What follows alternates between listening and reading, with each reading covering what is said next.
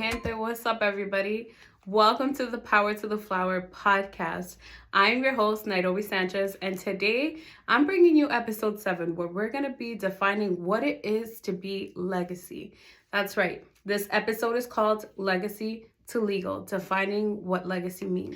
I think it's super important that anybody who comes into the cannabis market, whether it's a consumer or if you're looking to operate in the space, that you know and understand that there is not just a history from today or from yesterday, from years and years and centuries before, but that there's so many important historical figures and people who have gone through their own personal turmoils when it comes to operating in cannabis.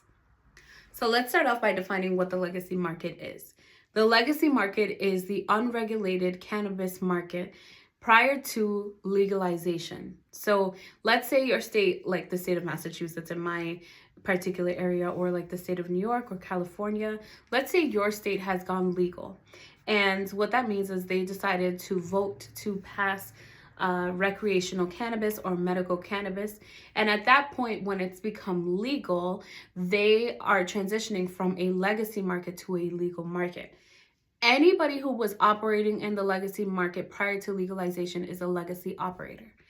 The difference between a legacy consumer versus an operator is that an operator usually carries a higher risk of criminalization just because of the nature of what they're engaging in.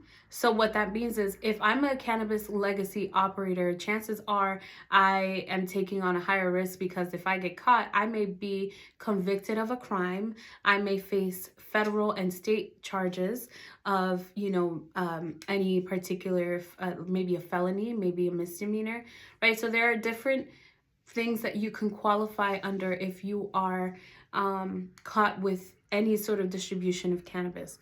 So it's important that when we're talking about who the legacy market is, we understand the context of what that means from a historical perspective to the present day context. The reason why that's important is because if I'm a legacy operator and I'm trying to go legal, sometimes there are benefits to being legacy operators, because legacy operators may have more experience even dealing with the cannabis plant itself. You may have access to different opportunities just because of your own personal knowledge of how to operate and to use the plant itself. So it's important to distinguish because there may be programs like a social equity program that could give you a license faster, or access to a particular license that may be applicable to you that you're interested in applying in. With social equity programs, there tend to be reduced fees, etc., etc. But it's important to define who the legacy market is, because even though the legacy consumer, meaning if I was caught, smoking a joint, I probably may have gotten a misdemeanor or maybe an infraction. And those two things are less criminalized than other type of convictions, like an actual conviction or, a felony, which could be on the state level of the type of charge that you may receive. And the charges are usually incurred by the person who is distributing, and is placed on by, a agency. It could even be the district attorney's office. It would be somebody who is liable to tell you that you are breaking the law by way of your distribution of cannabis. In short, those who are part of the legacy market are those who were able to operate even under the prohibition of cannabis in these United States laws, depending on where they were operating from. Each state is different, and some may still be operating in legacy even though they may have a legal market. So they still may be legacy, and the reason being is because they haven't gone legal.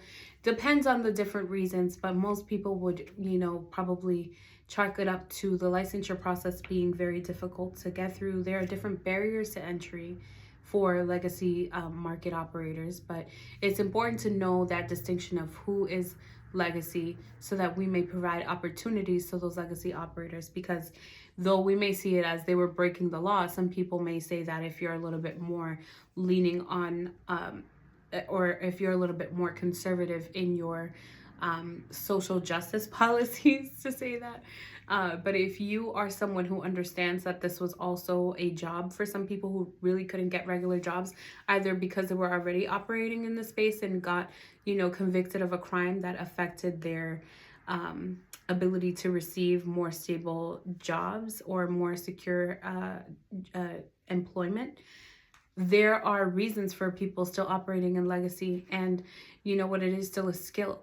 That's why we are now in a legal space. But that legal market still has to provide those opportunities to make it easier for the legacy folks to transition more seamlessly. So because of the federal illegalities still in the United States, there is a risk for legacy operators of, being convicted of a distribution crime under the CSA Act, which we talked about in the last episode. It's the Controlled Substance Act, which classifies cannabis as a Schedule I drug. And under the Schedule I drug, it is literally not beneficial for any particular medicinal health benefits. And that's how currently the federal government sees cannabis. So if a federal enforcement agent wishes to enforce your distribution of cannabis, if you are a legacy operator, you may be subject and liable to a federal felony. And that felony could go trace with you through your whole criminal record. And if someone is looking to pull your criminal record, such as your Corey, in efforts for you to be getting a job, or if you want to close on a home, or if you want to get an apartment or anything like that, they may hold your application and stop you from getting that because of your felony. So there are actual life repercussions to the distribution of cannabis if you are arrested or convicted on a federal level with a felony.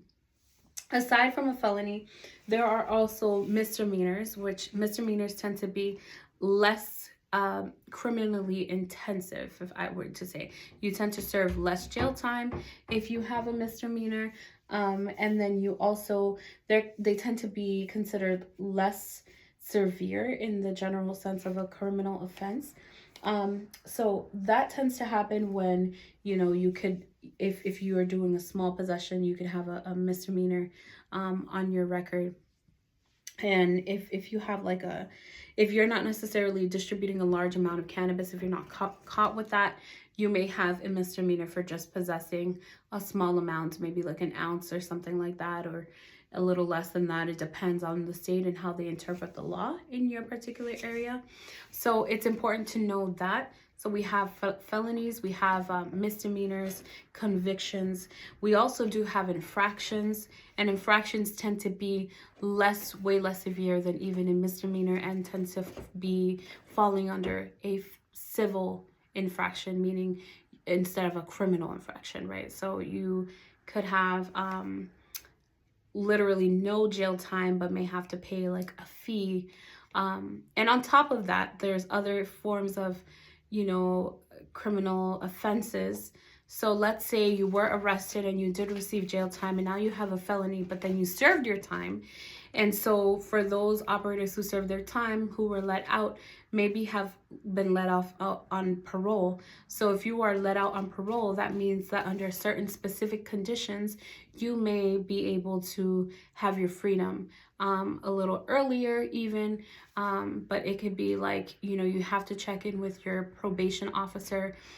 So that sometimes is a little bit more stressful for the person who's now given their sense of freedom, because you still feel like there is someone you have to report back to.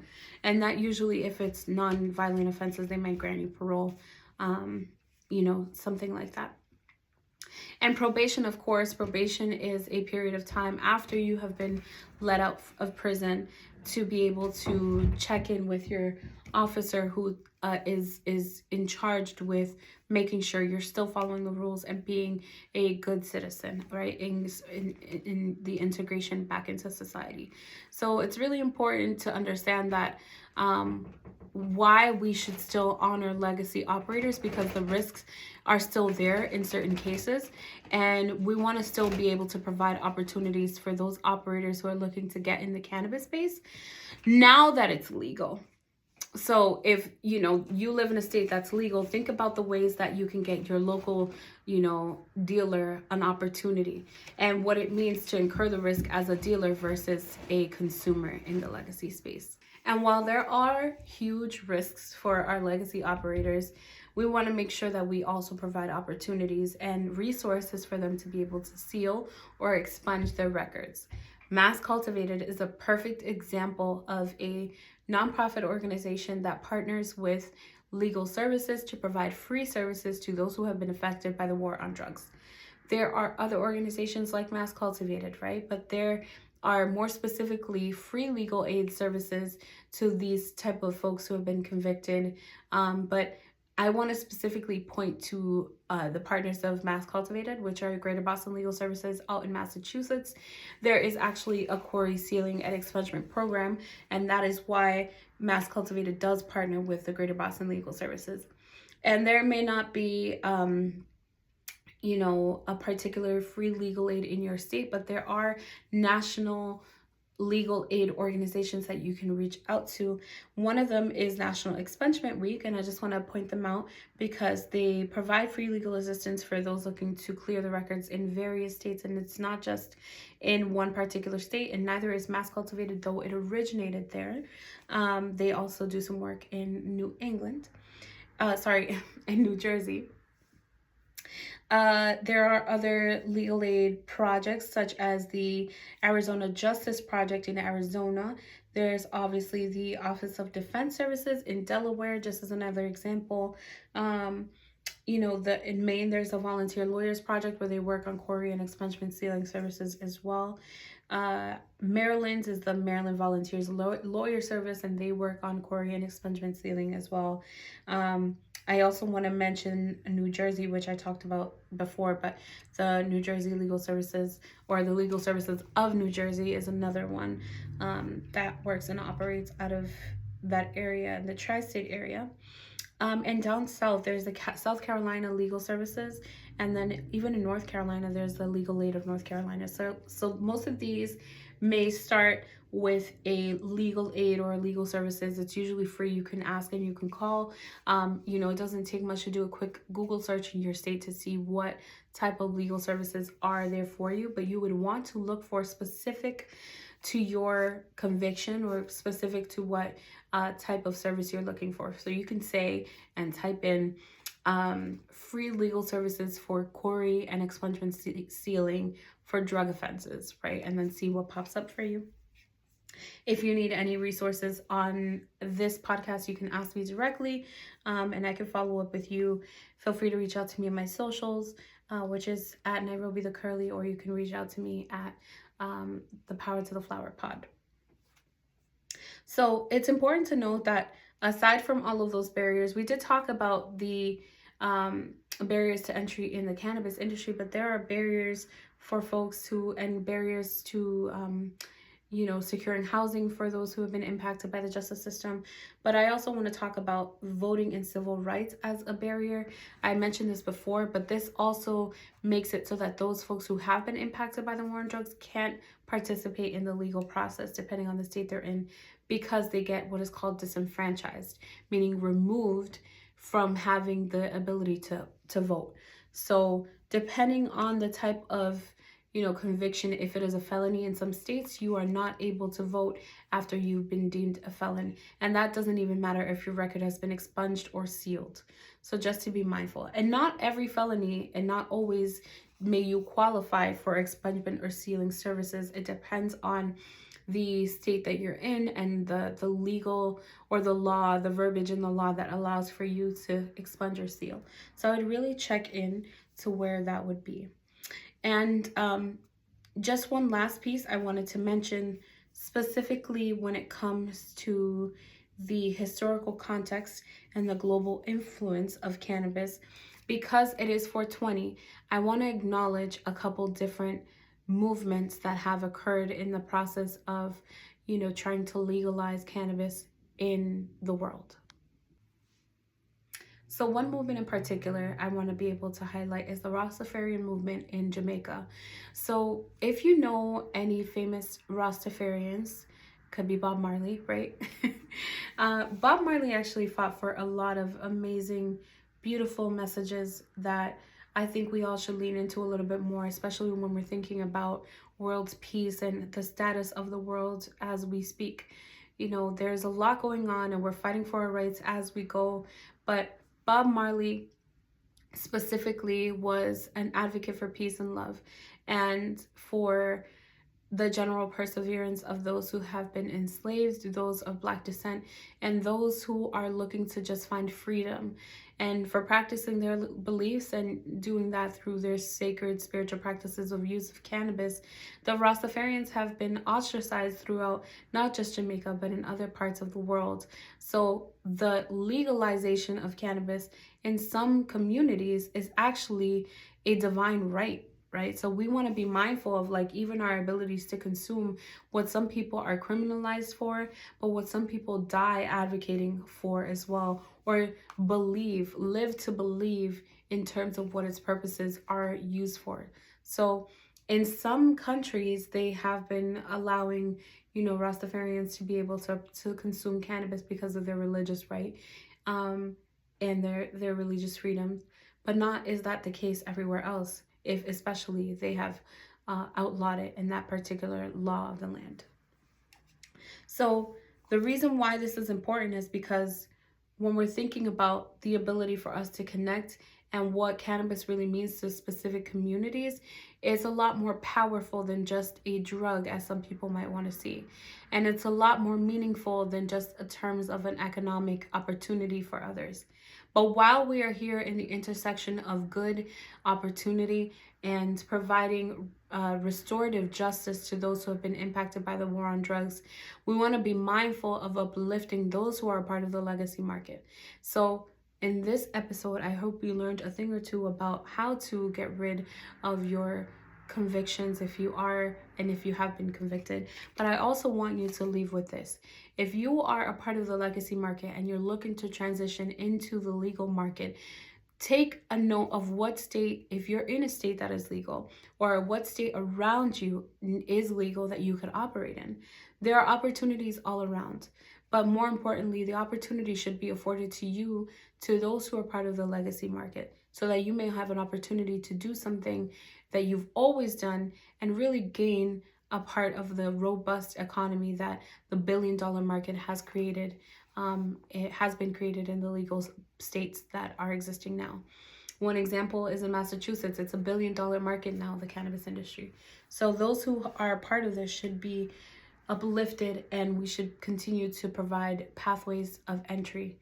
So if you used to distribute before, you might want to consider looking into a retail license. Or if you used to drive your bud to your customers, then you might want to consider a delivery license.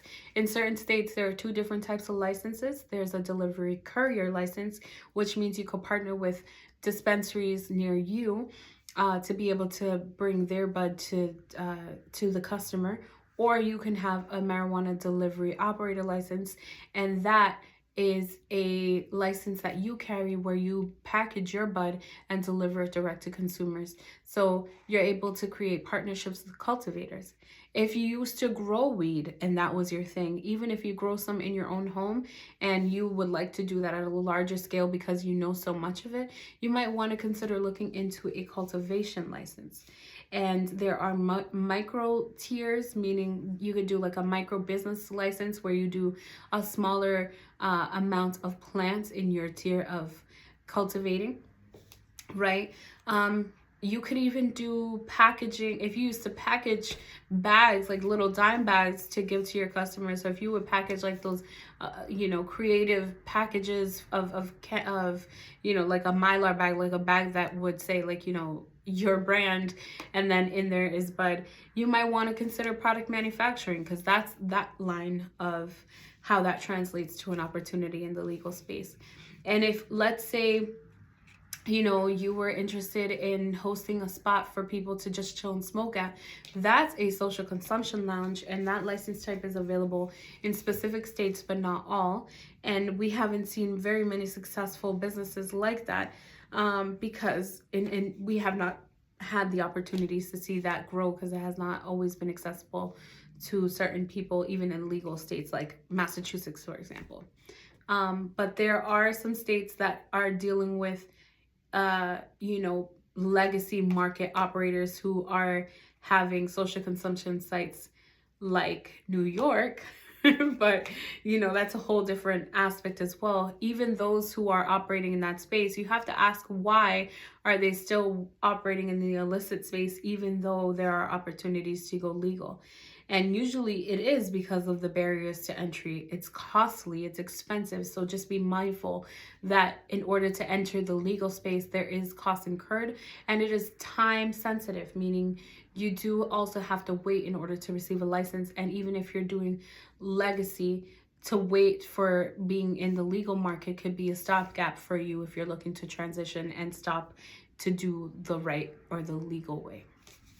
So just being mindful of all of those different opportunities, but they do exist, and there is an opportunity for you if you are in the legacy market to transition. Just look at what's around you. Be mindful that it is also a local board decision as much as it is a state decision for you to have a licensing operation, a legal licensing operation, or a legally licensed operation rather. So take that all into consideration, but there are opportunities. And if you have any questions or you would like to continue having a conversation, please feel free to reach out to me directly. I'm super excited for 420. It is a special episode, and I wanted to make it directly just for legacy operators who are looking to make that transition. Know that it is possible. Know that you can. There are investors. There are folks that, may want to support your initiative by doing crowdfunding. If you have a crowdfunding account as well, for you to be able to raise money for your business. But just look into the opportunities because they're out there. And if you would like to connect with me, feel free to do so on social media. And, just keep listening. Share this episode with someone who you think might benefit from it. Thank you so much. And again, stay tuned for the next episode, which we should be coming back in May, for a special interview with the cultivator. And looking forward to see what you all think about that process with the interview questions that I'll be asking. If you are interested in participating in that interview with a question that you would like me to ask, feel free to also let me know on my socials. Thank you so much, and see you soon. Smoke a good one. Happy 420. Bye.